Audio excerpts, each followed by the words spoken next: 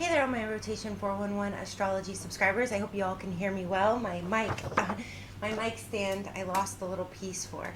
So I was telling you guys in one of the other videos, I still can't find it. I got like this nice mic stand, no piece to hang the mic. So we're using a candle holder. So I'm feeling a little more like myself again today. I've been doing a lot of voiceovers. But yeah, of course, my hair is always another story. I'm an Aries, so I'm a wild child with a wild head of hair. But I'm going to go ahead and do two videos today.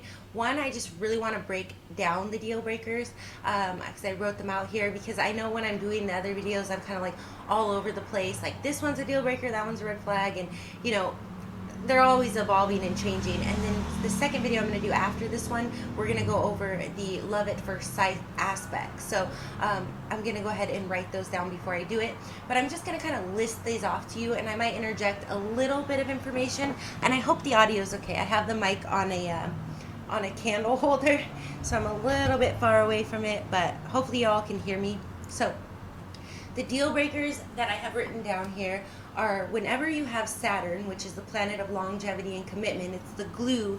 Let me turn this up just a little so you guys can hear me a little better. Oh, let's see. So, okay, hopefully that doesn't peek out. That seems pretty good. So whenever we have Saturn square or opposition, that's a planet of longevity and glue. You need a little bit of Saturn. Even like one hard Saturn aspect is better than having no Saturn, right, in the chart. Because if a couple has no Saturn, I've only seen once where a couple was together for many years and they had a couple of kids, but he would come and go all the time over the years because they had no Saturn. So Saturn is that obligation, that duty, like, you're my person, I need to be home every day making sure the kids are taken care of. So when you don't have Saturn, there's not a lot of glue to stick together. So it is good to have a little bit, like maybe one hard Saturn aspect or three good Saturn aspects. But if Saturn happens to be square opposition somebody else's Mars, then you're going to have a lot of problems. That's a divorce aspect. And it's generational. For like me, my Mars is in Gemini, so my Saturn is actually opposition in my own chart. So anyone that I date within a year or two of me, all their Saturns are in Sagittarius. So this actually, when I was younger, I would try to date them, and it would work for a few years. It'll work for about 4 or 5 years, but I don't think whoever I'm meant to be with is going to be right around my age. And it's funny, just as my physical tastes, I was never interested in anyone more than 2 years older, younger than me, until, I got a little bit older, and then it was about 5-year gap, and then now my gap's about 10 years.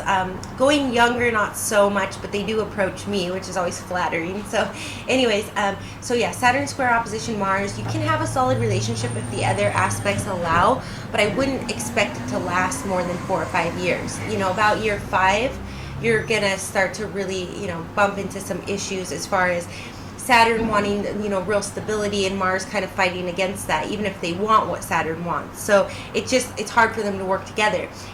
Saturn conjunct or trine Mars is like a really good longevity, business type. Marriage is kind of a business in a way.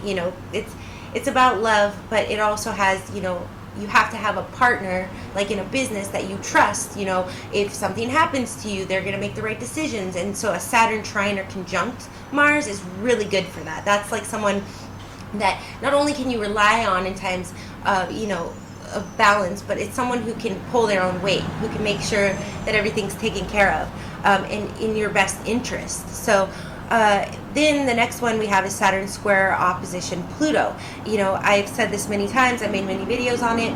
Pluto and Saturn, they were father and son in Greek mythology, and they were fighting. Hope that's not too loud in the background. Hopefully my voice will kind of drown that out. Of course, the trucks are all, today it's Friday morning, but so they fought for the underworld to the death. I think there was even a female character involved in that story. So Saturn, he takes a few years to kick in. That's why even Saturn square opposition Mars, it's not going to break a couple up for 4 or 5 years. With Pluto, they're going to try to make it work and fight really hard. So it's going to last probably another year or so. But at the end of the day, they're just really out to destroy each other and win at all costs. There's no end game. I always say Johnny Depp and Amber Heard have this aspect, and that's just a really great example right there. Like, they're still, it's never good enough. They'll never feel like they've quite won. One of them, probably Saturn, the more mature one, will eventually be able to walk away, but Saturn probably also holds a lot more of the resources, and Pluto is about power. So he's going to want some of what Saturn has. So even if Saturn, I think Saturn is Johnny Depp in that scenario, kind of just gets tired of the battle, says, okay, enough's enough, Pluto's still going to want to, like, dominate Saturn, because it's kind of like Saturn's getting to keep the underworld, and Pluto's like, oh, that's, I still want to take it over, and then Saturn square opposition Saturn is a really interesting one, and I think I'm going to be making its own video soon, because I saw it with a client the other day in a unique situation.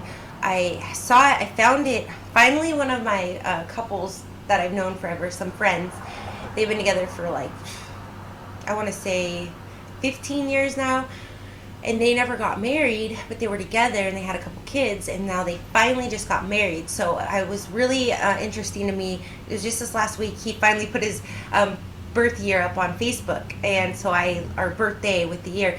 So I looked them up, and they have Saturn square Saturn. So for me, this means I'm kind of on the edge of whether it's a deal breaker or not yet. Time will tell. How funny, because Saturn is the father of time. So I'll definitely make its own video, but it's still one that you want to look out for, because it could be that, it's going to take like 10 years for the commitment to come to fruition. But what I found more so, aside from them who have lived together most of that time, as far as I know, if there have been breakups and stuff, it wasn't made public and I wasn't made aware of it. But I know that they've been living together a majority of the past 15 years. But there was a little bit of commitment issues there, and a little bit of attitude of, like, do we need to make this up? Like, why do we need to get married? We're already together. But I do think more what Saturn square Saturn is, and not so much in their scenario, but it tends to be like, I did see this with a client the other day, where they were both married, or one of them is married, where their obligations and commitments are at odds with each other with Saturn square Saturn. So that's what's keeping them apart. So when you have a Saturn square, like Saturn square Sun, like I said, that actually can make the couple want to commit, and it can work. Unless the Sun feels like too oppressed, or Saturn feels like they can never quite control the Sun, or even feels guilty for trying to control the Sun sometimes, and wanting the Sun to be free, but not being able to behave in a way that, like, lets the Sun be free. They might release the Sun, but it can actually, like a Saturn square Saturn a Saturn square Sun, like a Saturn trine Sun or a Saturn trine Saturn, can actually work. Saturn square Venus is very uncomfortable, but I do see it work. It can be a little stifling at times, especially for the Venus person, but it can give them security. So with Saturn square Saturn, it's still, this is my list of solid deal breakers where I don't think a couple will last. With Saturn square Saturn, I think it just may be that it could take the couple a very long time to make it a commitment, even though they'll really want to commit to each other.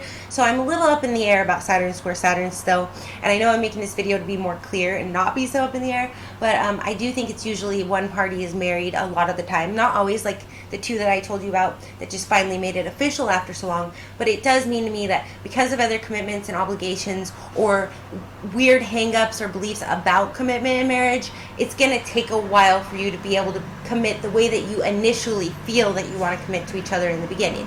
So it's either going to be you two give up at some point. Most couples probably will. They'll have to go back to their other obligations, or it's going to be that despite thick and thin and through it all and against all odds, kind of like Mars conjunct Pluto in a way, but a little bit not quite as in the trenches as Mars conjunct Pluto would be with each other, that you two will end up together, but you're going to have to, like, hold on for dear life and stick it out for a very long time when you have Saturn square Saturn. So just know that Saturn requires sacrifice in order for reward. So with Saturn square Saturn, you're going to have to make a lot of sacrifices, including time. Like, you're going to have to wait a long time for this to be committed, but the theme is commitment there. So Saturn square Saturn is still a little bit on the edge for me, but I don't see it in couples that have been married 30, 40, 50 years. Granted, I don't see as many of those couples because there's not as many of them in existence, due to death and divorce and all of that. But I do want to say that there is potential there. But if you have Saturn square opposition Mars, it's like, for me, one of the best matches that I've met, he's a Leo that I mentioned before. I really like the way I feel. I really wish it could work out. But we do have Saturn opposition Mars, and I had that with my ex-husband. and that wasn't ultimately what, the divorce aspect was. So if I were to be with him, even if I were to get married to him, I would have to know that there's a possibility that it's only going to last 4 or 5 years, which kind of sucks. So the fact that we are in separation, I'm definitely like, okay, I'm keeping my options open for others, even though I do have a soft spot for him. So anyway, the second one, I just basically did one planet versus the ones that it's most detrimental towards. So now we're going to go, there's 4 of them. So the first one was Saturn. We just covered that. You really want to be careful when he's square opposition Mars, Pluto, or Saturn. Jupiter is a little bit up in the air for me too, but definitely if Saturn is square opposition Mars or Pluto, you're probably not going to make it past the 6-year mark with someone. Opposition, I did find the Saturn opposition Pluto, a couple that was together 20 years. They're still going through it, getting divorced. So if you want to be married happily ever after, a lot of my clients the past few days have been asking me, like, is this my life partner? When you have these aspects, I wouldn't count on it, okay? If you're in a mode of, like, a crossroads with this person, I would say kind of keep your options open. What's the worst that can happen is they're going to want you even more and commit to you even harder because, you're not so not desperately, but, you're not so certain about them, and then you get a good 4 or 5 years out of it. That's up to you. So the second one is Mars. When Mars is square opposition Jupiter, of course, first of all, I just want to say it's not going to last more than 2 to 4 months. If it does, you probably have a Venus conjunct Venus, or Moon conjunct Moon or something like that. It's still going to be very challenging, a lot of fights, a lot of, discord in the environment and the other people around you. You're just not going to be on the same team most of the time, so it's going to cause a lot of damage, heartbreak, etc. And most of the time what I see with Mars square Jupiter is that, they last a couple months, but they're holding on to it and they're idolizing it. Like, that was the best thing I've ever had because it's such an intense, quick bond and attraction. So they're kind of like putting off, other options that maybe have really soft, nice aspects, but aren't as like, as strong.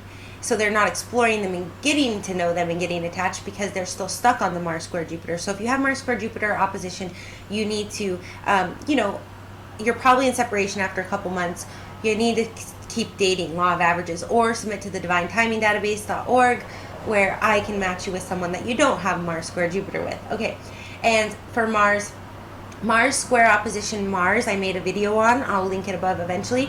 That is one where you're gonna really be attracted to each other and want to be together again. Not as much as that commitment with Saturn where you want to commit and you could see almost growing old with this person or a future, but more so of like you want to kind of hook up. You're like attracted. You're like, hey, let's date. We're so attracted, and you might have a really, if you do get physical, like really, it's not gonna. I'm not gonna necessarily say it's like the best you've ever had, but Mars square Mars, it's gonna be like very intense where it's going to stick out among the rest. It's going to be like your top 10, so to speak. Okay, so but it's hard because Mars, that's your planet of action, ambition, the way you go about doing things. So your sun is kind of who you are and how you're going to be, but Mars is how are you going to go about getting what you want. What do you want? You know what I mean? What are your passions, your desires? That's Mars. So when Mars is square opposition to someone else's Mars, they're actually in the same, I've said this before and it's in that video, they're in the same modality. So they're going to both be cardinal or fixed or mutable. So mutable is like adaptability. So you might value, you're really adaptable in your approach if you're a Pisces Mars and a Sagittarius Mars. But at the end of the day, actually those are better because they're ruled by Jupiter.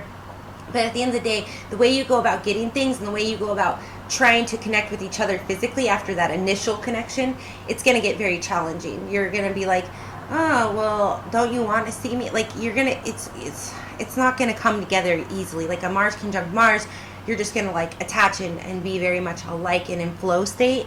Mars square Mars, it's just going to be like, I know you like me and I know I like you. Why aren't we connecting like we were in the beginning? So it can kind of be a little bit like the Mars square Jupiter. It kind of fizzles out fast because Mars is a fairly quick moving planet.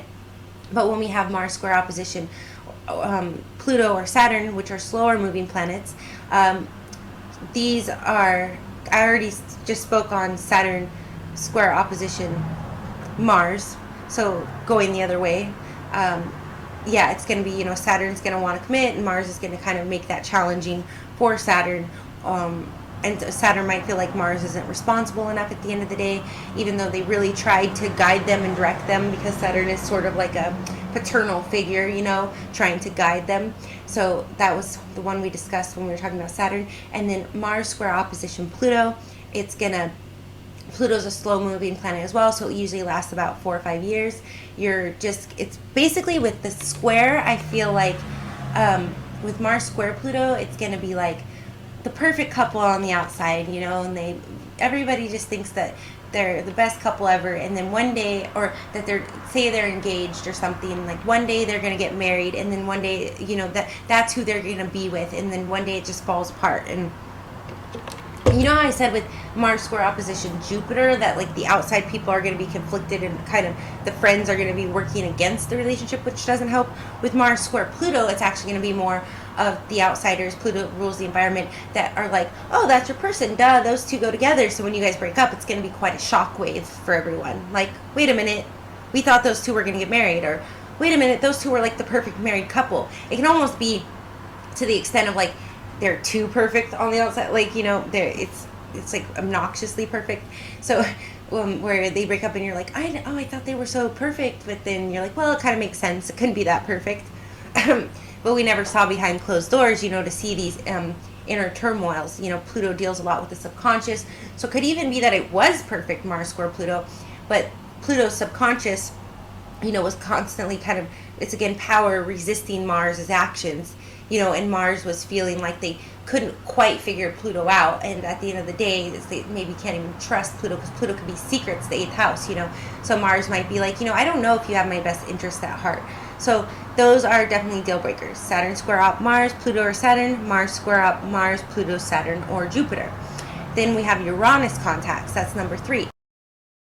Throw Mars square Neptune in here before we get to Uranus. My camera's got all weird when anyway, so I want to go ahead and do this one. Sorry for all the outfit changes, it's just hot today, and I took my dog out and I was wearing the black shirt that you'll see after this, and it got dog hair on it. So anyways, Mars, I don't know why I didn't write this one down, but Mars square opposition Neptune is also one that I don't think works in relationships. Neptune is the planet of illusion.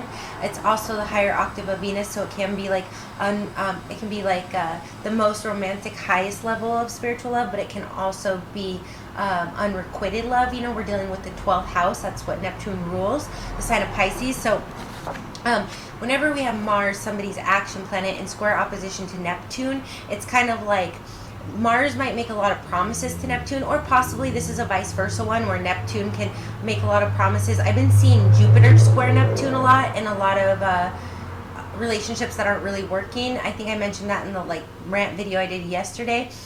So so in that context, like Jupiter seems like the husband, because Jupiter is the husband in a woman's chart, and all 3 or 4 that I've seen recently, it's always the woman's Jupiter, and it's squaring the man's Neptune. So that would be like Neptune appearing to be Jupiter, but having this fog over him, or where, you know, she thinks that she's found her Jupiter, but he's really like, in one of the divorces I saw 20 years, you know, he really was playing that role for a long time, but I don't think that he was really the one she was meant to be with, because they had Saturn opposition Pluto.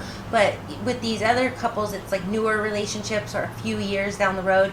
So I'm like, you know, I feel like he's like trying to play that role, like Neptune wants to please, but it's like he really isn't him. So it's kind of like that false twin where it's like maybe he's like one away, like maybe he's very similar to who your husband's supposed to be. It has a lot of other aspects that you would have with him, but he's not the one, is what I feel like that one's saying. So with Mars, you know, Mars and Jupiter, you know, they rule Aries and Sagittarius. I've said this many times, so they do have some similarities as far as energy. Although Jupiter represents very different things than Mars, they're usually, as long as they're in harmony in an aspect, very, very like Bonnie and Clyde, you know.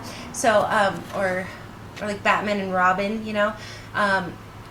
Jupiter would probably be Batman, because, you know, he kind of is he's more of an overarching figure like Saturn per se, but, you know, Robin's like the sidekick, like Mars there to help Jupiter out. So when we have Mars square opposition Neptune, Neptune is going to kind of seem like, at first, like they are very compatible with Mars and want the same things as Mars and have the same drive and ambition as Mars, but Neptune's often going to fall short. So say Mars, wants to move to another city and, settle down there. If they meet someone they have opposition or square Neptune, that Neptune person might be like, oh yeah, we'll do that. Like, I'm totally down. Like, I'll start looking for jobs in that other city, and they might really encourage Mars and Neptune. Neptune usually really it's the ruler of Pisces, so it's very adaptable and bendable and moldable and wants to fit the shape.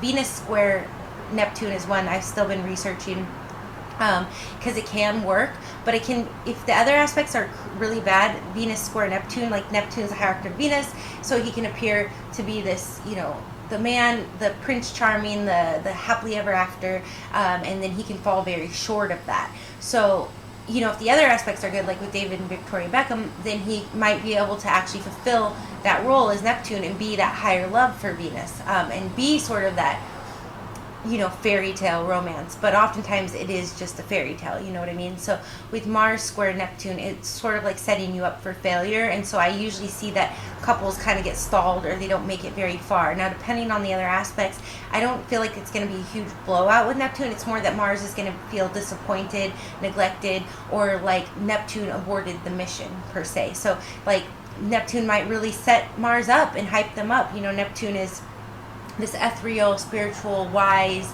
Pisces placement, so they might give Mars, some imagination on how to go about it, like entertain their ideas about, if you move to another city, you would need to do this or that, and and pretend like they're willing to go along with it. But at the end of the day, when Mars makes that move and goes to that other city, Neptune might still be kind of leading Mars along, like, oh well, I'll come in a few months, So it can be very much illusion and delusion here, where Neptune was really never in it with Mars. And same with Sun square opposition Neptune. That one can work, but usually the Sun is really gonna think Neptune's the perfect partner and idolize them. That can even happen in a trine with Neptune, where it's glossing over other stuff, like maybe Saturn square Saturn and Mars square Mars, where there is this spiritual feeling. Like Neptune might even be like, oh, I never really was spiritual before, but since I met you, the Sun person, I kind of started really thinking about, life and religion, and probably even more in this, higher state of like how it all connects and we're all one, they might really start, not that it'll necessarily become a part of their character or their study or their daily practices, but they might start to entertain those ideas and be more open to them when they come across someone where their Neptune is trying someone's Sun. Like, especially for me, my Sun, I'm obviously into spirituality of all facets and interested in it. I have a lot of placements in my chart for that, whether it's actual like water and connecting with it, or it's, I have like Jupiter. So my strongest planets are in Sagittarius, which are ruled by Jupiter, and then I have a very strong ninth house. So I have a lot of power in just philosophizing about religion and just studying different religious philosophies, which I actually started doing very young, and my whole journey with the tarot and all of that, and it all was separate. I see these as they come together at certain points, like religious philosophies and spirituality, but I feel like religion is sort of the structured. Usually we think of Saturn as more structured, not Jupiter so much, but it's still Jupiter. It does represent authority. You still have to do the work for Jupiter to bless you. It's just that he's not going to punish you the way Saturn would. So Jupiter could come along and just bestow blessings on you for no reason one day, but then you have to keep doing, you have to keep kind of flirting with Jupiter for Jupiter to keep, giving you rewards, where Saturn's like, did you do the work, So when it comes to Neptune, it's kind of a higher octave of Jupiter and Venus. It's hard to explain because the traditional ruler of Pisces is Jupiter, and so Neptune goes hand in hand with that. So when we're dealing with Mars square opposition Neptune, it's or the Sun square opposition Neptune, Sun square opposition Neptune can work as long as like you see very practically who the person is and the other aspects are very solid, kind of like with Venus square Neptune.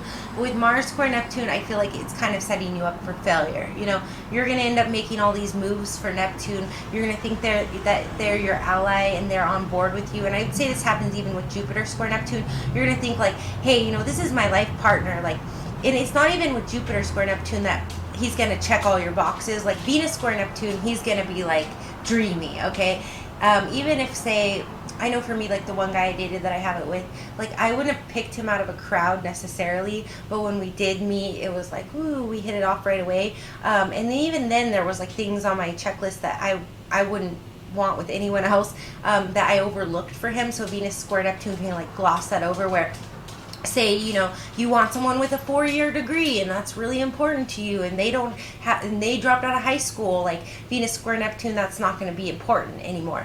But with Jupiter square Neptune, like it's going to be more of that practical choice, like, oh, this would be a really good mate. You know, he may be shorter. I thought I only ever date guys who are 6 feet. Not me, but I have friends like that. You know, so I thought, you know, he's kind of short. He's only a few inches taller than me. With Jupiter square Neptune, you're going to be like settling on those kinds of things, but he's going to feel very much like he has all the qualities of your mate, and that you're willing to make those sacrifices. Not so much with like rose-colored glasses like with Venus, but more like practicality. Like, well, if this is what Jupiter is offering me, like there's a lot of great things about this person, so I'm willing to overlook these other things. Where with Venus, it's more like, oh, those things don't matter anymore. They're on the back burner, you know, for this one person. So with Mars square Neptune, it's more going to be frustration. Like, okay, we get 5 steps ahead and then it's like 2 steps back. And then is Neptune messing with me? Like, are they really going to meet me on the other side? And they're probably not, to be honest with you. So you're going to keep kind of getting thwarted. So I do see Venus and the Sun square Neptune can work in a relationship. The Sun, again, you got to be careful that you're not just like idolizing this person. Same with Venus, and you know, overlooking it. But if the rest of the chart is good, they're not deal breakers. But Mars square Neptune, it can really kind of just stall and thwart. You know, like even if everything else is good, anytime I see Mars square opposition any other planet, it just doesn't really ever work more than 4 or 5 years. So and probably only works that long with Saturn, because Saturn doesn't kick in until 4 or 5 years. So most planets, I mean Neptune is a little further out. Most planets, with Venus too, Mars square Venus can work for quite a while. So with Venus and Saturn, you can at least, even Venus, you could get to 10, 20 years before you have that huge blowout, especially if the woman's Venus and the man is Mars. If the woman is Mars, the man's Venus, it's might not even come together in the first place, because the woman might be in such pursuit of the man. But yeah, definitely with Mars square opposition Neptune, I'm going to say that if you're making moves in life thinking that like you're making them for the relationship or towards them, and I'm not talking like sacrifices like Saturn, I'm talking about making moves like Mars, like, okay, we're gonna do this is the plan, which kind of is more Mercury. But again, it goes back to Aries being a little more solid than we all realize. Like Aries is reliable, and so if Aries says they're gonna, you know, move to another city with you, 9 times out of 10, Aries is gonna go with you, you know, or they're gonna get really excited. Because if Aries isn't down for that, which is who Mars rules, that's why I'm using Aries as the example here, you're going to know, because Aries is going to start doing other things right away that counteract that. So you're going to, like any relationship really, but it's like if you guys are set to move in a month and you're going to get a U-Haul next week, Aries is pretty quickly going to show you like they're not getting the U-Haul. They're probably going to just tell you, because Aries is out front, that they're not going. So with Mars square opposition Neptune, Neptune's going to lead Mars along, like, oh yeah, I'll get the U-Haul next week. You know what I mean? And then like you're like, where's the U-Haul? And then they're like, oh well, you know, I might just follow you there. So Mars is kind of lost. And I see this with the Sun too. It can happen with the Sun.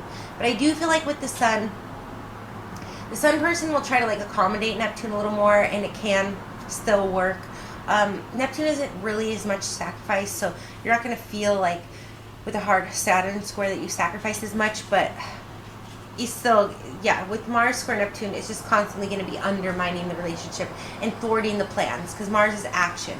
So in that sense, aside from like Mercury, like planning in your mind and writing down the plan, Mars is the follow through. Like, okay, Mercury made the plan, like Gemini or Virgo made the plan, and Aries and Scorpio, they're the ones that, you know, push that through. So if you're dealing with Mars square Neptune, Mars is, or, and Mars might do this too, actually. Neptune might be like having this ideal fantasy of what their life is going to be like, and Mars is not taking the action. Or Mars is taking the actions, and Neptune is kind of over here like, yeah, well, you know, it was beautiful when we were contemplating it, but I mean, I just don't know if I can do it. Or, you know, I don't know exactly how the conversations are going to go, but it's something to definitely look out for if you have Mars square opposition Neptune. Like, if you feel like this person is just stringing you along, they may have your best interests at heart. Neptune's very loving.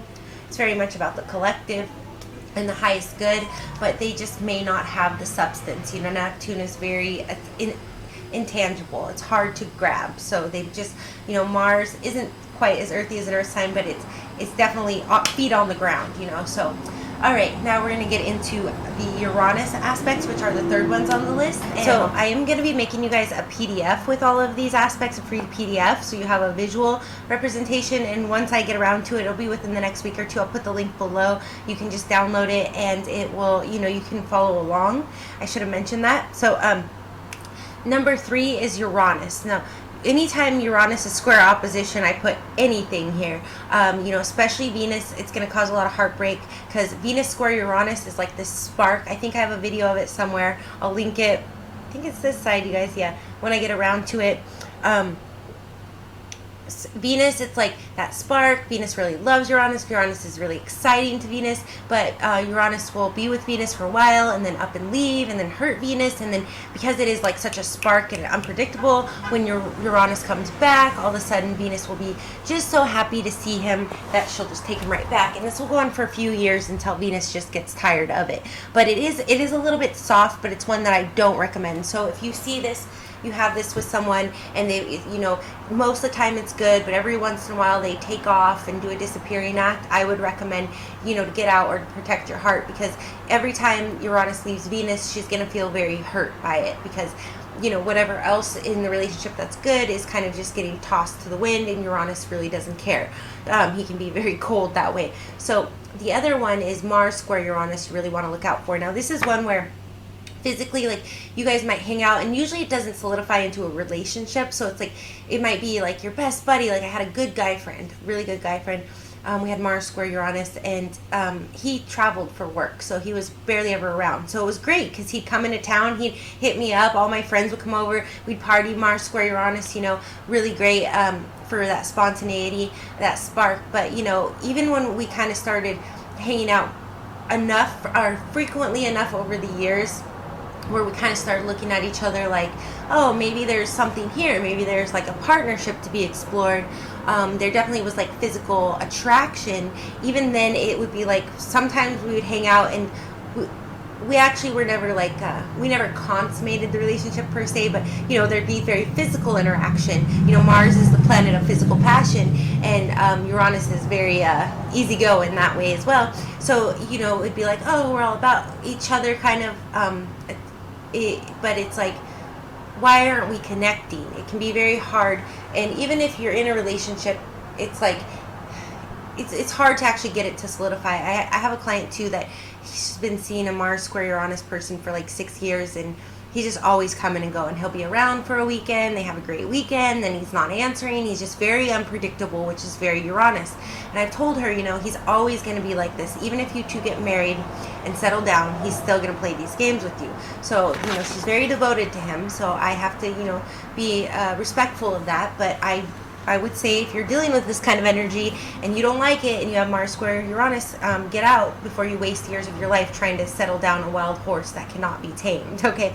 But yeah, even Uranus square Jupiter, I've been seeing in kind of relationships not working as much, but I don't know quite how to define that. Uranus square Neptune is my false twin flame aspect. So that's where you're going to get a lot of signs and synchronicities. I had like 3 clients with this yesterday, and they took the news about as well as some of my Mars square Jupiter people do. You know, sometimes they're very receptive. They're like, yeah, you're right, it was only 2 months, I didn't think of it like that. You know, we've been broken up for 6 months now. Yeah, I guess you're right, I should move on. Sometimes they're not happy. They're like, no, that's my person, I know it. And I'm like, you know, follow your heart. I'm not trying to speak anything over you, you know, but if it's not working, it's not working, and I don't see it work when these aspects are here. So, you know, and I'm connecting with people remotely that I don't even know the whole story, and their story is aligning with the aspects. So, you know, so yeah, when you have Neptune even conjunct, it's actually not Neptune square Uranus. I probably don't see that one actually very much. It's Neptune conjunct Uranus actually. And you know, if you have Venus or Mars conjunct, you know, sometimes conjunctions can be even better than a trine or but sometimes they can be worse than a square, because if your Venus is sitting with someone's Uranus, that could actually be that, like, your Venus nature, the spontaneity and your love language and stuff, might actually really love, like, if your Venus is in Aquarius conjunct somebody's Uranus, which is the ruler of Aquarius, you guys might like love that energy. But Venus conjunct Uranus could also be just this even more sporadic, like day in and day out, than Venus square Uranus, where he's kind of with you for a long time and then kind of randomly up and leaves with no explanation. It could be like day in and day out he's unpredictable, and you know, so, and hurting you and being kind of like maybe a prankster and a jokester, and you know, just not being really deep the way that Venus loves very deeply and passionately and ideally. You know, Venus is like the goddess of love. So anyways, yeah, so Neptune conjunct Uranus, that's my false twin aspect. So I had to tell 2 or 3 clients this yesterday. I just kept getting those for some reason, and I'm like, you know, it's your false twin. Now some of these people, just the way that they took the information or interacted with me, I don't know that. I usually say the good news about having a false twin is that you probably have a real twin. The only thing about that is I see Neptune conjunct Uranus a lot, and I don't necessarily think that there's that many real twin flames in the world. So I just think when you have Neptune conjunct Uranus, it's part of a spiritual awakening. I was actually going to pull this up for you guys, and now, of course, I'm using my phone and my computer. But I had found on, like, and I had to dig. I had to, like, really go through 2 or 3 pages on Google to get to the site that has these aspects listed. But they're definitely, you know, every site is going to have, you know, if you look up Venus square Uranus or Mars on Cafe Astrology, you know, I always say their descriptions are either really in line with what I think or kind of maybe brush it over too softly. They actually align pretty well. You know, they'll be like, Mars will be, you know, unpredictable, you know, all that blah, or Uranus, whatever. But I had dug a little deeper and found a site where they wrote about Neptune conjunct Uranus when I was really looking into it a few years ago because of my false twin and that catalyst. And it says, like, it will really awaken one or the other. Probably Neptune for the most part, but not always. It will really awaken their ESP and their telepathy. So if you're Neptune in a Neptune conjunct Uranus relationship, and all of a sudden you're seeing this person's birthday everywhere and you can't avoid their energy and you think it's meant to be, no, they're just really a catalyst for your spiritual awakening to make you more receptive either to a twin flame or to become a tarot reader, or to awaken you to the esoteric. They're you know, for me, my false twin was doing brujeria on me. And I knew astrology and I knew a little bit about tarot, but what really made me go digging is, why is he doing these candle rituals? Because he was Catholic, I was raised Catholic. I was trying to figure out, I'm asking my mom, who went to Catholic school, like, is this like a Catholic, like advanced Catholic thing that I never knew about, you know? And she's like, I don't really know. No, I mean, we light candles for memorial, we light it for the Holy Spirit, but we don't really light them, you know, in like 3 red candles on a plate that we reset in the middle of the night when our lover is sleeping. You know, that's a little bit different. So that really had me digging. But that was that Neptune conjunct Uranus relationship that was sparking, oh my gosh, I'm seeing his name everywhere. I'm seeing his birthday everywhere. Now, granted, his name is common, his first name, and, you know, his birthday is a number that actually has quite its own little subculture. So there's that. But it was just, the frequency was beyond. Like, I walked in the house and my cousin's playing a video, and it's saying his name over and over, to where even my cousin was, because I was staying with my cousin when I first started dating him, was like rolling his eyes at me like, oh, you think this is something with that guy, you know, because it was just ridiculous. Because the video was playing, oh, these trucks today, man. Of course, when I decided to do this, at least I'm not doing a tarot video because I like that to be a little more zen, but I'm going to do Cancer and Sagittarius next. But yeah, so even my cousin, I was telling him, like, you know, oh, what's going on with this guy, and saying his name and stuff. So when this video came on, even my cousin couldn't really deny it. He just rolled his eyes at me like, you probably think this means something, but it was like, so the video was said his name, like, this mysterious guy, and it, like, let's say his name was, let me think of a random name that I don't know anyone of. Let's say his name was Dylan, which actually wouldn't be quite as common, but it's fairly common. They're like, this random guy, Dylan, and so my cousin didn't say anything, but they're like, and Dylan did this, and Dylan did that, and we're looking for Dylan, and like, and then my cousin's like, you think this is, yeah. I'm like, I have no control. And then, because it was like the first 2-3 times they said it on the video, it was like, okay, they're telling us a story about a guy named Dylan. But it was just like excessively, they're repeating this first name, you know, and I'm just like, oh, please stop, turn that off, you know. And this would be just happening all day, every day. And I'm glad that it happened with him versus, you know, meeting the real twin and the subsequent people that I dated, where I know when they're thinking of me, or they're, you know, like, I went through a recent breakup, and, you know, every once in a while I'll see his name and I'm like, okay, he's having a thought of me, but he's not obsessively thinking about me, because I've been through times of separation in other relationships where all of a sudden, you know, a few days goes by of peace, and then all of a sudden it's like I'm seeing his name and initials all day, and then it's like 2-3 days of that, and then finally he reaches out to me, you know. And that just may be the way my own intuition works.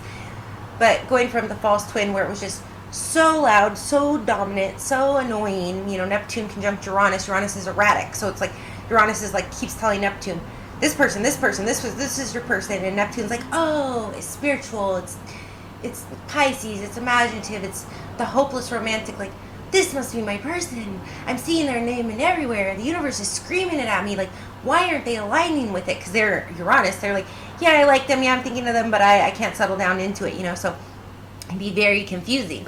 So when I'm telling them, you know, this is a false twin, they're part of your spiritual awakening, they're like, oh, no, the universe is telling me way louder. Well, like, when I see my real twin signs and symbols, it's annoying sometimes. Some days it's really frequent, but it's more of it can be annoying because of the frequency, but it's more of it doesn't cause me as much confusion. It's like, oh, okay, there he is, we're still connected, you know. Whether he's going to show up or not, you know, in the beginning I would get kind of frustrated. But again, if I hadn't had that Neptune conjunct Uranus relationship that was just so annoying and so toxic per se, mentally and emotionally, I wouldn't have been able to handle the intensity of the real twin when he came along. I would have been like, I probably would have lost my mind, because it is the real thing, and I've come to peace with it, you know. And it's kind of like, he's just there. He's just around me. We're just connected, regardless of whether we actually ever come into union or not. And I've made peace with that. So now when I see the signs and symbols of him, I'm just kind of like reassured that I'm not alone, if that makes sense. It's just like, okay, he's living in the world, and I'm living, and we exist, and that's it. You know, kind of validates, I guess, my existence to me, or gives me kind of an anchoring point that I'm moving in the right direction, you know. And that could be with anything. Like when I moved to LA, I moved to the city of Glendale first, and that's where my cousin lived that I just mentioned.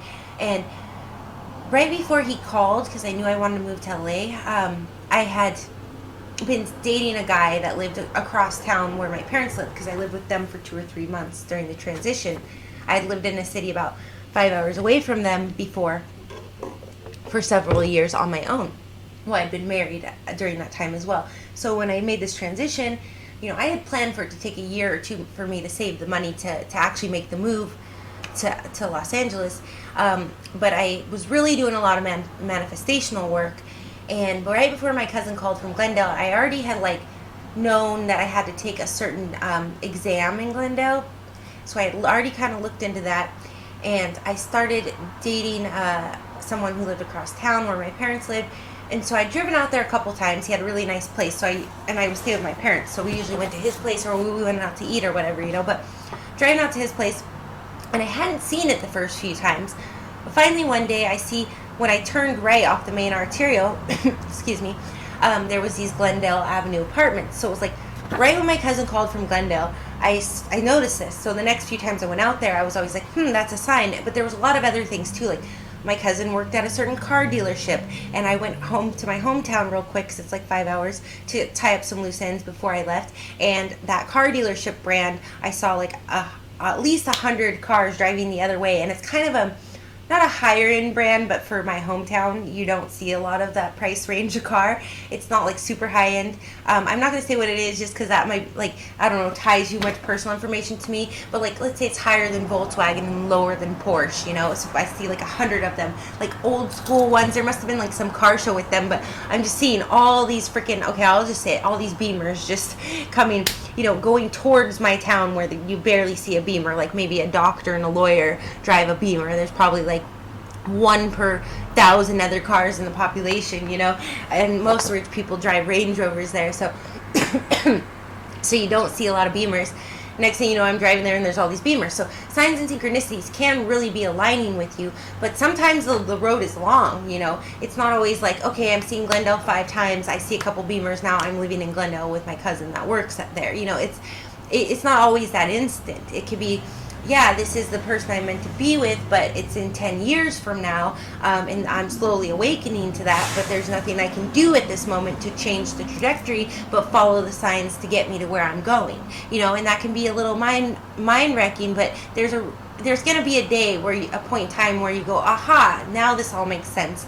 Now I understand. Even if you don't end up particularly with that person, they were leading you. Like, I think too, with my twin, I think that he's inspired me to really look into astrology more, because when I saw how crazy our astrology was, it made me keep digging. So even if he's not even my twin, and I just, you know, made that up in my head, which honestly I didn't, because this was going on for a few years before I came across the terminology that actually explained what was happening to me.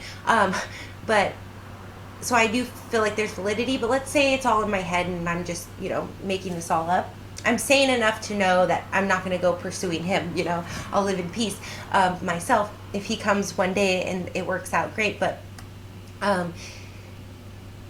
it could literally be that he just was a person in my life that made me dig into astrology more and opened me up to my gift, you know. And that started with this Neptune conjunct Uranus relationship that led to the more, you know, peaceful twin connection that hasn't actually come into union. And it guided me into really digging in the astrology, because when I tell you guys, when I see twin flames, there's a lot of mirroring going on. And so when I saw this, I'm like, oh, we almost have identical birth charts. I was freaking out a little bit, you know. So, and they're not actually as identical as I thought. I kind of had screwed something up with the time zones, but that's always something in my head too. Like, if we didn't have daylight savings time, that would change things. But would it be like an hour off, or would it be like an hour off per year? You know, because the weird thing with my twin and I is that if he had been born, daylight savings time the year he was born was right before, and daylight savings time the year I was born was right after. So if it had been where either his year it was after 2 or my year was before 2, we would literally have like identical, you know. They say like ascendant twins, some people say, so we'd have the same ascendant. If it was his year, you know, I would have his ascendant. If it was my year, he would have mine. And then the other things that are not exactly alike are very in harmony. So, and like trine or sextile or whatever, or conjunct, so, or opposition. So it's just very strange. So just that alone, making me dig into that, means maybe he wasn't even, you know, isn't my twin, but he made my mind wake up to, wait, what is going on here, which made me dig and dig and dig, you know, and gave me that passion. So maybe the passion wasn't to be together with him, the passion was to awaken to all of these things, you know. And if my love life had gone smoothly, I wouldn't have been sitting there in 2019 reviewing for the 10,000th time the Synastry charts that I've been looking at since I was 18, dealing with another Neptune conjunct Uranus like relationship. And I would say that one that I grew up with, which I had a moon conjunction with, but it's Neptune conjunct Uranus. And this one, when I came to LA, that was doing the Brujeria, Neptune conjunct Uranus, who felt very fated to me too. If I hadn't had those, I wouldn't, first of all, with the newer one, woken up to the signs and the extra layer of spirituality going on. And with the first one, I wouldn't have been sitting there looking at the charts, looking at the charts, looking at the charts. And back then, I wouldn't even notice the moon conjunction, but I just kept looking at the charts because with the one that I grew up with, I had a crush on in junior high. We made out, and he went and told everyone that we had slept together and spread these terrible rumors about me because we have Sun square Mercury. Right now, I'm just going on a tangent. And with Sun square Mercury, Mercury will gossip about the Sun or be very critical of the Sun or the relationship. So, we made out. I thought, oh, we're gonna become boyfriend and girlfriend. It's gonna be so innocent. We're gonna go to prom. We're gonna get married. We're gonna live happily ever after. Get to school the next day, and I'm being called all kinds of profanities because he told everyone we slept together when I was still, a bit way too young to be doing anything like that. So, come around the time of being 18. We had the same group of friends. I had kind of told him how he had made me feel, and he, said, I'm sorry I made you feel that way. And we kind of became friends, and we always kind of had this crush on each other through the years because we did have that tight moon conjunction, but we had Neptune conjunct Uranus and other things that weren't working for us, like, Sun square Mercury. But the reason I'm saying all this is because now I think of it, he also, his birthday is my half birthday, and my half birthday is his half birthday. So I'm 4/11, April 11th. He's October 11th. So he had Neptune conjunct Uranus with me, but in a lot of ways he imitated my twin. Karmics can do that, but and they do that to teach us things, to help us, like especially with a karmic itchy nose. You're gonna have hard Saturn, like Saturn square Sun or Saturn square Pluto, or Saturn square Mars. So in that regard, I don't know if we had any of that going on. I haven't looked in a while, but in that regard, he awakened me to this attraction that I had to the moon conjunction. We had a very tight moon conjunction, like I have with my twin, like I have with the Leo that I mentioned earlier. Just because you have a moon conjunction doesn't mean you're twin flames, but you're going to have definitely that emotional connection. And if you don't have any, hard Saturn or Mars aspects, you very well could be high level soulmates and great life partners for life with the moon conjunction. But with the moon conjunction with the Neptune conjunct Uranus guy, obviously that didn't work out, but he was a big influence in me coming up, and he was like my biggest crush for the longest time. I had other crushes too, but he was like my dream guy, that moon conjunction with Neptune conjunct Uranus. And we were friends, and we did have an affinity for each other, but it just never came together because of all the other aspects that didn't allow. And I'm sure because of his age, he's like a year older than me, like a year and a half. No, a year. Yeah, a year and a half, because we're 6, right? Half birthday, 6 months, so a year and a half. He probably has his Saturn in opposition to my Mars in like a tight orb. So, there was the divorce aspect. So we weren't meant to be, but he definitely awakened me to that. My guy is that moon conjunction. A lot of people aren't looking for moon compatibility. So a lot of people, are dating, especially men, because the sun is a more masculine energy. So men aren't always as in tune with their moon and their emotions. Plus the moon represents the mother. So there can be a lot of mother issues when we're dealing with the moon. So when you meet a woman you have a moon conjunction with, she's not really going to resemble your mother at all.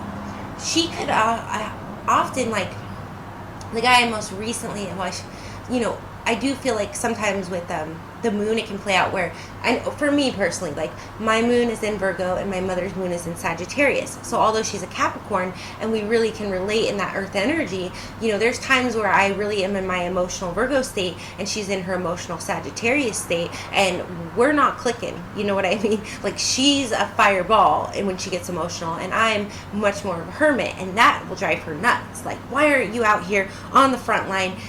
Jupiter ruled Sagittarius, like, we need to, like, this has to be laid all out. Jupiter is very loud, and Virgo is very quiet and meek and introspective. So when we're connecting on that level, the mother can feel very chaotic. I think this is to push you out of the home at some point, right? Like the son shall leave thy mother and father and be, bonded to the wife. That's biblical, but it does have a lot to do with, like, these days, people staying in the home longer to establish themselves. That's all well and fine, but at some point when you meet that other half, that person you can build a life with, and you're not willing to make those sacrifices because you're too comfortable with mommy and daddy, that can be hard. So what I was saying is even then, if you're really comfortable with them, their moons could be, in a fire or air, and your moon's at another polarity. So emotionally, you're not getting that nourishment from them. So it was time for you to leave and be with that wife that you have moon compatibility with. Or you're dating all these women based off your sun sign, usually as a man for the most part, where you're a Sagittarius man, so you're dating a Libra, or which Saggy and Libra seem to oddly go together a lot. Which they are air and fire, so it works, or you're dating a Leo and you're Sagittarius, and you're dating these women that you're very compatible with on the sun aspect, so everything's working well and fine day in and day out for years, because that's what the sun represents. He calculates the days and the years, but when it comes to emotions, there's something lacking there, and you may or not know it, but so I do definitely think that it's, the moon represents that nurturing motherly energy that we don't always get from our own mothers. You see what I'm saying? So me aligning with, like, a guy who it wasn't going to work with and having that moon conjunction, it was still giving me some of that nourishment. Like, that's what I'm seeking in a partner. He gives me that nourishment just being around him, just seeing him in the halls at school. Even if he's being like a gossipy, critical guy and he's not the one for me, and actually being with him wouldn't be the most healthy, just being in his presence was uplifting to my soul, to my spirit, to my moon. Now, does that mean I should do everything in my power to be in his presence and sacrifice myself at the altar? No. It just means I got a little dose of that, of what I was seeking, that good part of him. So every relationship we has is teaching us the good and bad. So I really want you guys to bear that in mind when I'm telling you, like, this is a false twin flame, it's Neptune conjunct Uranus. It's part of your spiritual awakening. It's a catalyst. If you weren't going to have a spiritual awakening, you would have settled into, some other kind of relationship, and you never would have met a Neptune conjunct Uranus partner, okay? So I'm sorry that, yes, it feels faded and like the one, and in some ways you might have other things that would work or are part of what you will have with the one. Like, if my twin and I have a moon conjunction, and me and this guy had it, he was awakening me to that, but it doesn't mean, like, I should sit here and force him to be the one. It's very much back to, like, a lot of times they say in the law of attraction. Now, Neville Goddard does say you can manifest a natural person and script and all of this, but most law of attraction says, you're not working on getting that one person. You're having these experiences to kind of sort through the buffet of life and figure out what you want and what you don't want. I'm using my phone. I should have hooked up my real camera for this, because I got to get, like, an overhead thing for the tarot card readings, but so you see, like, this one X there. That's funny. Anyway, so don't be so don't be so quick to try to, like, pin someone into being the one. You don't want to be in a marriage for 20 years and then it falls apart because you just latched on to someone. Okay. Anyway, so the last one we have, so that was my Uranus tangent. The fourth one we have is when we have Venus square opposition Pluto or Saturn. Now, Venus square opposition Saturn can work. It can wear on a relationship, so this is more of a red flag. I had a Saturn square Venus client yesterday and I don't think age matters when it comes to synastry. Oftentimes, someone who's about a decade older than you, your Saturns are going to be trine, so that's really good. That's better than, it's as good as someone like the same year as you, where they're conjunct, so those are very ideal. So I don't think that age only matters if, like, it's your Saturn's going to square their Pluto that generation, but I think a couple that's 50 years apart, if their synastry is good, I don't think that that's any worse. I mean, if you guys, have these feelings of, like, well, that's taking advantage and da-da-da, like, I don't disagree with that either. I think it's a case-by-case scenario, but I don't think you should write someone off because they're 50 years older, or you should say, oh, that woman never loved that man because, he's way older. But you're going to tend to see more in these scenarios Saturn square Venus, because that older, established Saturn person, Saturn's kind of dealing with resources. He can restrict resources like Saturn square Sun, be kind of oppressive to someone and act like, they can't do much. And with Venus too, I do though tend to feel like even in the square, that Saturn tends to want to be more supportive to Venus, wants to help Venus with. It's like if you're in a Saturn square Venus relationship, and normally Saturn's going to be more older, older and more established, and they're going to they're actually generally going to take to Venus and really want to help Venus with whatever endeavor. So whatever endeavor. That's funny. That should be like a tarot card reading title. Whatever endeavor, you know. Okay. The thing though is Venus, although they appreciate Saturn's help and may really care for Saturn, and it may even become somewhat not codependent, but dependent on Saturn's input and presence. You know, Saturn's very stable and solid, brings stability, longevity, and obligation. You know, Venus can become very reliant on that, or, you know, accustomed to it. And it's not always unhealthy, but Venus can start to feel stifled. Like, okay, Saturn was like, even with the Sun, this can happen, the Sun or Venus.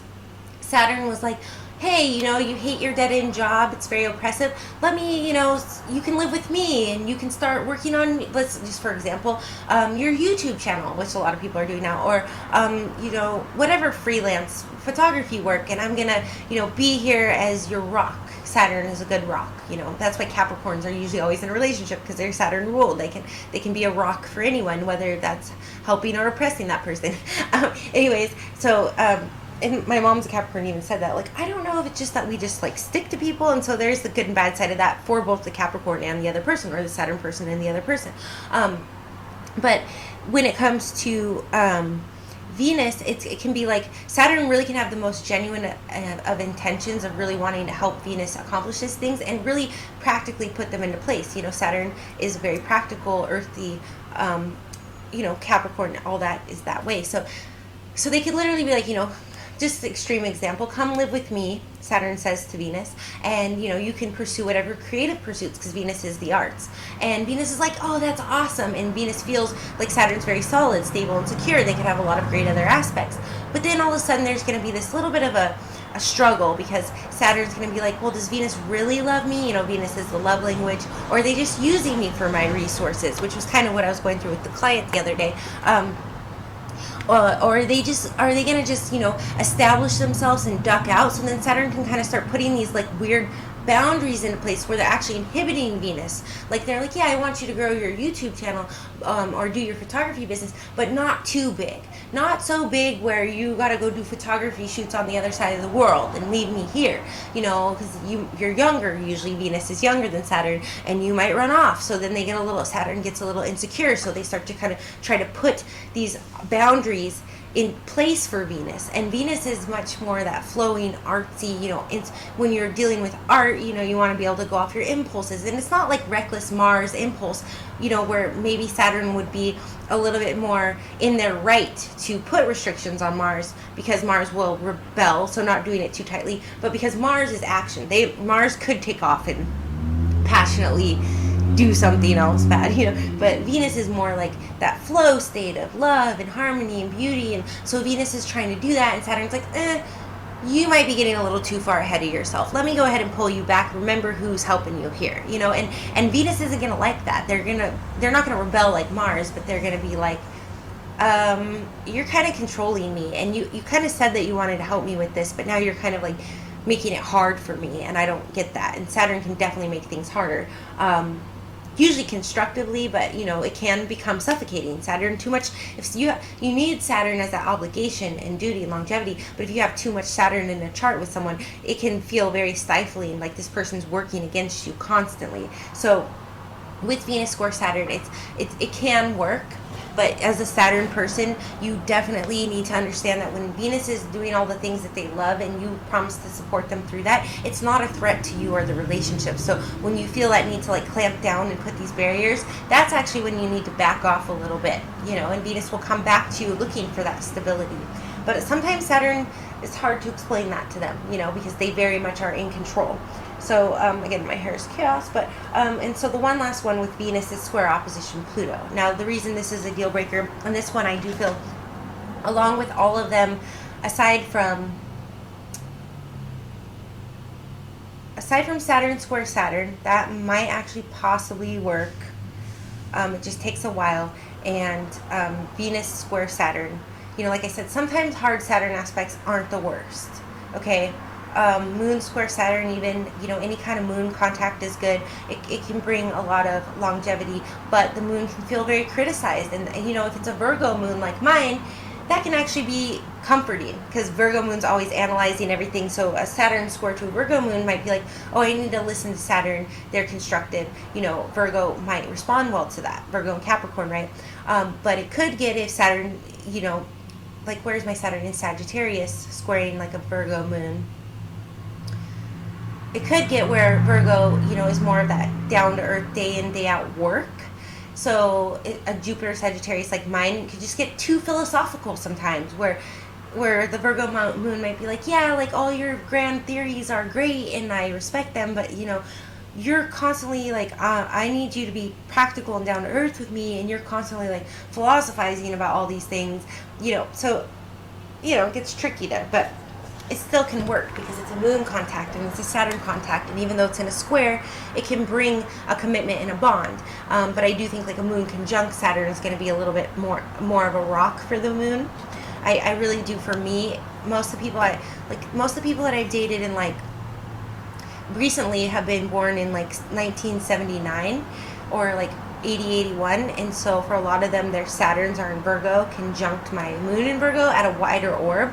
But I feel like those guys are my rock. Like, even if I'm not dating them, it's not even necessarily the people I would call like for help or anything, but I just feel like knowing they're in the world, I just feel a little more anchored. But I have a 7th house sun, you guys, so relationships really are kind of how I relate to the world in general. And a Libra rising and a Venus exalted in Pisces. Like, I have relationship freaking coach stamped all over me, okay? And, viewing my identity in the context of me versus my relationships, not even just romantic. I talk about, my mother a lot and all my other relationships, and work relationships. Everything to me is about that. Oh, man. Okay, there we go. That kicked back off. So, yeah, the last thing is Venus square opposition Pluto. The reason that this one, who was that? I don't know. The reason that this one gets tricky is because I could have just done this live, you guys, but maybe I'll do the Love at First Sight one live in a little bit. And then I got to start taking clients this morning. But Venus square opposition Pluto, the reason this one gets tricky is because Venus is your money also, not just the arts and beauty. Oh, and that's another thing with Saturn square Venus is Saturn will be like this rock for Venus and wanting to help them with their money and their pursuits and doing them more creatively, but then could be like, okay, you stayed with me rent free for 2 years, now you finally got a decent job, and instead of you getting saving some money for a little bit, and like, now you need to pay up, you need to give me all your money, you know what I mean? So there could be a little bit of that where Saturn's just holding Venus back at that point, instead of saying, okay, give me 25% of your paycheck, and then, as you start to save money, then you can, pay a little more. Saturn's going to be like, nope, you need to give me all that. You owe me it. I've been paying everything for years. And that's kind of taking away Venus's freedom. And Saturn kind of doesn't want Venus to take that money and get away, so it can be a little bit of a power play there with Saturn. Definitely Saturn and Pluto are about power. So Venus is our money. It rules the 2nd house and the 7th house. So 7th house is partnership. 2nd house is Taurus. Taurus is the house of money. Taurus is, that's the, if you go through, like, Aries is the self. Taurus is money. Gemini is siblings. There's different ways, Aries is I am, Taurus is I want, there's, I might not be right with Taurus, but, there's different ways of themes that we break them down. So one of the themes of Taurus is money. So the 2nd house is ruled by Taurus, and Venus is the ruler of Taurus, and it's the house of money. So Venus rules money. Pluto rules the 8th house, actually Scorpio's house, the opposite of Taurus, the opposite of the 8th house. So in a square opposition, we're very much dealing, the 8th house is inheritances, death, taxes. It's also sex, so, but not reproductive necessarily. I mean, it is in the sense of, well, anyway, that's another tangent. So when we're dealing with Venus square opposition Pluto, we're dealing with a person's resources versus other people's resources, the 8th house. 2nd house is your income, 8th house is other people's resource, like how if you have a pop in 8th house, like you have a bunch of planets there, for one, You're either going to be really into the occult. You're going to have a lot of secrets. You could have like a lot of if there's afflicted planets, that can be a place of like prostitution, sexual abuse in your past, even you possibly, having a very twisted, warped sense of sexuality.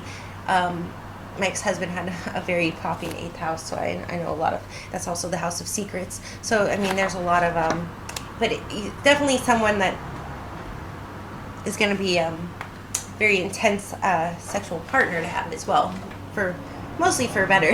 So, I mean, but I also read a thing like the worst people to date, and it was like 8th house. They're just gonna never be faithful because they're such sexual people. But we also had Venus square Uranus, so that's why he would kind of up and leave and have affairs. But anyway, so when you're dealing with Venus square opposition Pluto,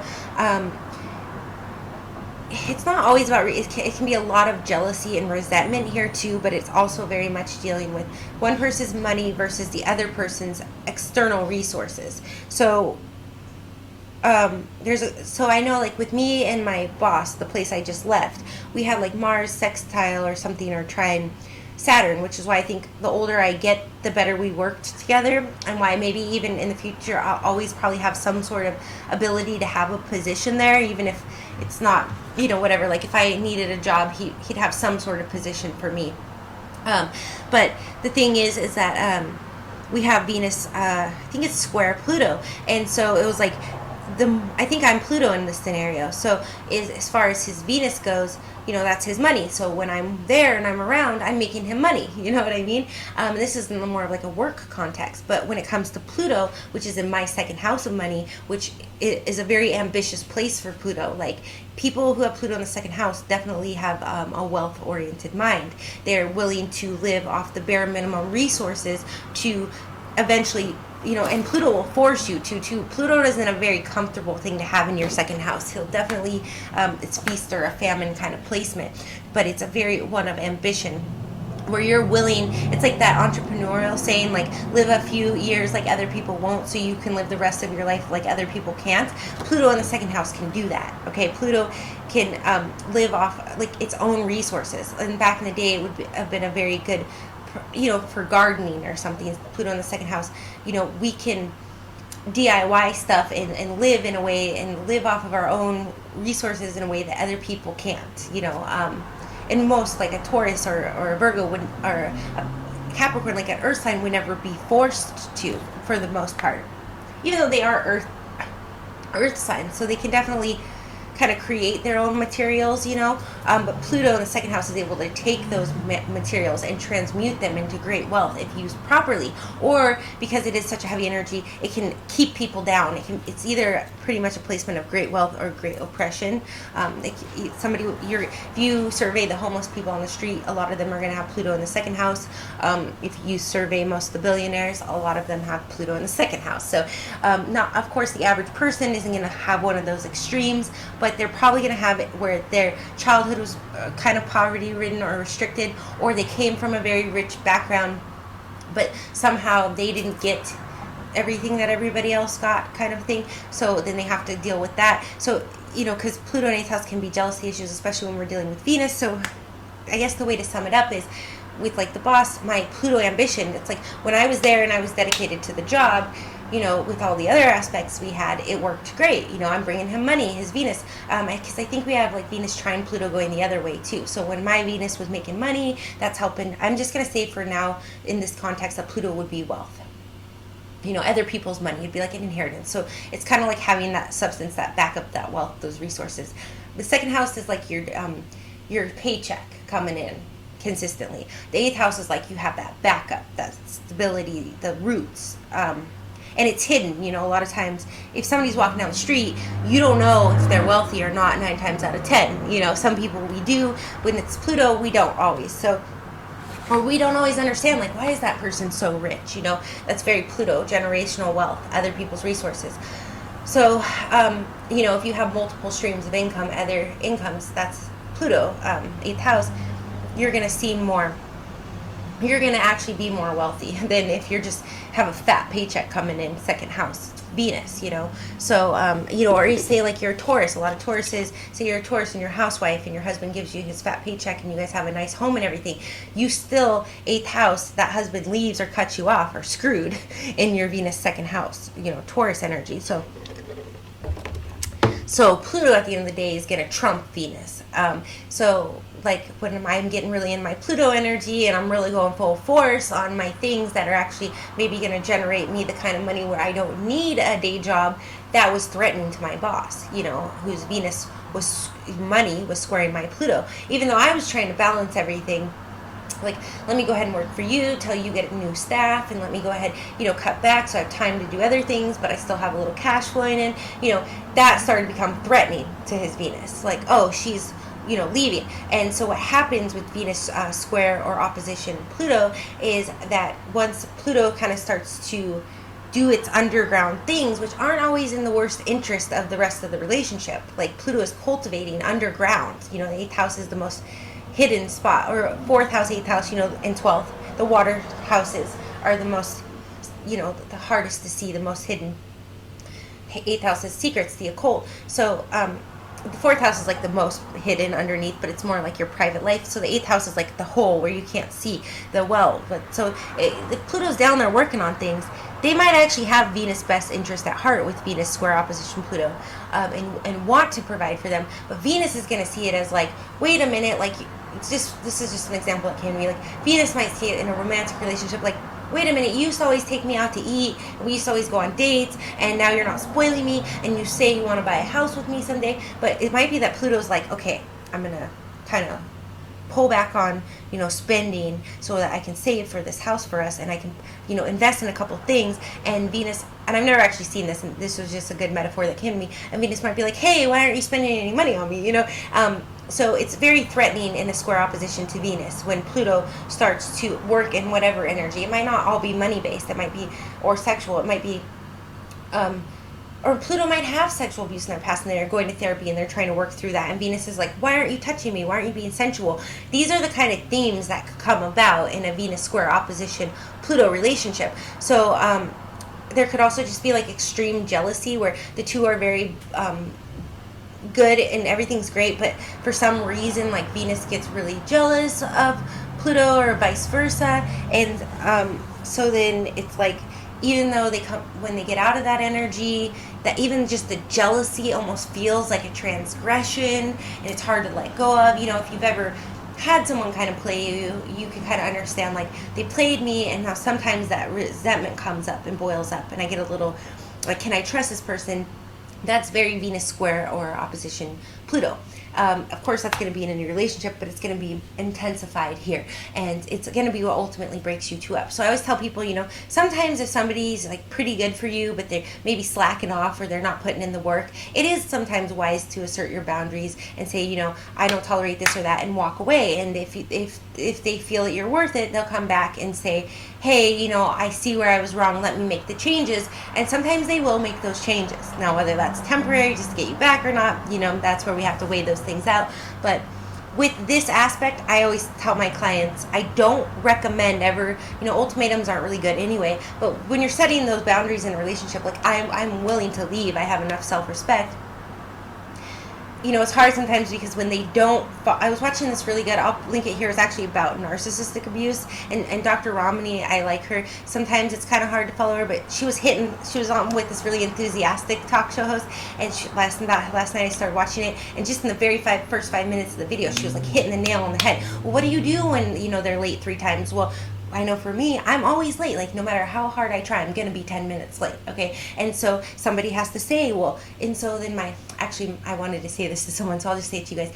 My astrologist was saying, like, when you're dating, because of your 7th house and being in how my 7th house is placed, which is marriage and partnership, he's like, having someone that's on time for dates is going to be important to you with the Aries Sun and Jupiter. And I'm like, really? Because that's not exactly true. Like, I'm not on time. I'm not going to be offended if somebody's 10 minutes late. Now, if they're an hour late, that might be. But for me, it's more of like, if you say you're going to take me to dinner on Thursday, and then you're waffling around, and then you just kind of blow it off, and then call me Friday at midnight and want to hook up, I like someone who's reliable and does what they say. So in that way, that goes along with what my astrologist was saying, like someone who's going to be on time. Even though, like I said, I'm not that much of a stickler about being on time.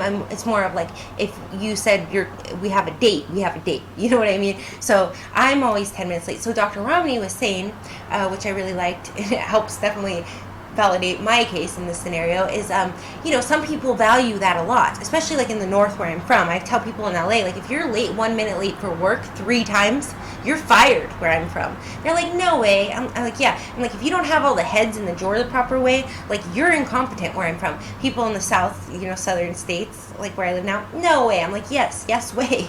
I was never on time. So in Los Angeles, I'd done all right, because they might bitch about you being late, but, sorry, excuse my language, they might, you're late again, 10 minutes late, but you're like traffic. They're like, okay, whatever, and they might eventually use it against you, but, for me, it works out better. But that's what I'm saying. For me, if somebody's 10 minutes late for a date, I'm not going to die. But if they're, an hour late, or they have me hanging around, or they, we were supposed to go on a date 3 different days this week, and they kept kind of blowing it off or getting in a fight with me, and they, I feel like if we're arguing, we're not getting along, that's the time. And we say tonight we're arguing and not getting along, and tomorrow we had a dinner planned. Like, if you're in a real relationship, you need to get dressed up and go to dinner anyway. Especially like if there's family obligations, like say it's like the Mother's Day barbecue or something like that. That's just an example that comes to mind right now. And the mother wanted the partner there. You get up and you show up and you show face, and you deal with your issues later. That's how I am as an Aries. I'm reliable. If I'm invited and I care about the family, I'm going to make that an obligation regardless of whether we're getting along or not. So some people might be like, well, we're not getting along, so let's just blow off the plans. No. Like, as my personality or an Aries, like, no, the plans come first. The little quarrels, they come later, okay? For other people, it's the opposite. So I think in that way, what Dr. Romney was saying, like, what do you value? Like, if you value that if there's plans and the person blows them off 3 times, even though they are still hanging out with you, you're still in a relationship, you're still talking every day, but they're constantly shifting the plans on you, and you value that when you're going to go to dinner at this night, and they kind of just constantly think, oh, let me just start a fight and like blow things off for another week. You have to at some point go, well, this is just the way this person is, and I don't accept that, and you have to walk away, and you have to be willing to walk away, not as a manipulatory, like, I hope that me walking away will make them change, because especially if you're dealing with a narcissist, she's saying they will come back and promise the world and change and take you out to dinner for a week, once that week, but then the next dinner that you have planned, or the next family event, they're gonna flake on you again, or they're gonna get drunk the night before and not be able to go the next day or something, So with that being said, with Venus square opposition Pluto, it kind of comes back to that. Like, if Pluto is valuing these things and Venus is feeling like neglected, or these resentments get built up, it's not the type of relationship where you want to put your foot down and walk away and hope that they follow, which isn't good anyway. Like, you need to be doing that out of self-worth. But especially in this one, if you really want it to work, it's not the right kind of one to lay that kind of a boundary down and go, I'm walking away, this is, you either match me or this is your character and this doesn't work for me. No, because in this one, you'll never be able to get it back. And a lot of times you won't, but this one you won't. Like, and so there's a client a couple weeks ago who's like, we were seeing each other for a long time, and he'll come around and he'll kind of be like, I want to, or he'll be like so great to me, but then he kind of actually goes back to some other ex or whatever, and I don't get it. And I'm like, he's actually kind of messing with you. He actually has mild resentments towards you, Venus square or opposition Pluto, whatever they had. And it's because, these energies are always interchangeable or one side. And a lot of times one planet will play a role more than the other. But in this instance, Pluto is kind of like this weird echo of Venus, as Neptune's like the higher octave of Venus. Pluto's sort of like the shadow of Venus. So, in this way, Pluto, especially the Pluto person, could have all these resentments and never speak them to Venus. Venus is more vocal, so they might tell Pluto things, and Pluto might go over Pluto's head because Pluto's so underground. So this may not be a super transparent resentment. it could be like you two were together for 5 years and you constantly were jealous and fighting and, oh, why is that girl talking to you, and da da da da, and then you break up, and then you can't figure out why you can't quite get back together, because maybe you guys connect and there's just loving energy, but then the other person's not really coming back together. It's because they probably have a lot of resentment towards you that they're not telling you, or they could come back and say, I have all these resentments, I really want to work through them, but for some reason, they just can't let go of them. So at the end of the day, Venus square opposition Pluto, you're probably not going to work out.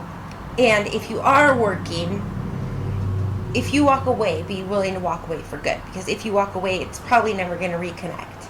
Even if you two try, it's going to be very brief. So I would say if you have most of the aspects that I just listed, it's probably not going to work out for you two as a couple. That's why I call them deal breakers. And so you guys are like, well, that's so many, and there's so many people in law of averages. Like, you're going to meet, most of the people you meet, you're probably going to have one of these aspects with. Well, yeah, it kind of goes back to the old romantic, like, is there a person out there that's just for me, or, a handful I could settle down with? And I have to say, whether there's just one or a few, it's definitely not just like, yeah, go out and meet the first person you're physically attracted to, because 9 times out of 10, you're going to have one of these aspects with them. So if you're tired of the law of averages and sorting through all these people, please do submit divinetimingdatabase.org. It's $10. It's on sale from $29, and we're matching people with people they don't have this with. Whether you believe in astrology or not, if you've been online dating for a while now, you're paying way more to do that for the most part. Might as well just put yourself in there. Yeah, might meet your match. It's very discreet on the back end. No one knows you're on there. So like right now, if you go get on another dating site, most of them, your ex-girlfriend or someone could get on there and they could see that you're on there. This, no one can see that you're in there. And so anyway, so I like that about it too. But there was one last thing that kind of was just floating around in my head. It was something else. I was trying to think if it went with one of these aspects, but I kind of just spaced it. So I got to get on and get taking clients this morning, and I do want to I'm going to start writing out the love at first sight aspects, because I've been wanting to get to that for a while. And then I'll be coming out with the PDF for these deal breakers and the PDF for the love at first sight aspects very, very soon. So do like and subscribe if you want to see when I offer that PDF, and you want to see what the love at first sight aspects are. Most love at first sight aspects are very genuine. Like Venus trine Pluto can be love at first sight. But it doesn't necessarily mean you'll end up together. So do look out for that to see what that's all about. Because I know, especially if you've been single for a while or dating for a while, it could be confusing. You may have felt that with a couple of people in your lifetime. So we're going to break it down. Who do you feel that for? Who's it real? Who's it not? How could there be more than one? I'm sure if you've had that experience more than once, that it was a little bit different each time. So then you're kind of like, wait, I kind of felt like that when I met this one, but then I kind of felt, so then it gets even more confusing. So we're going to sort all of that out. So do like and subscribe if you want to see the love at first sight video. I might do it, since the way I have everything set up now with the mic, because this audio is just a little better. I might do it live streaming through here, so we'll see. But anyways, sending you lots of love, blessings, and light.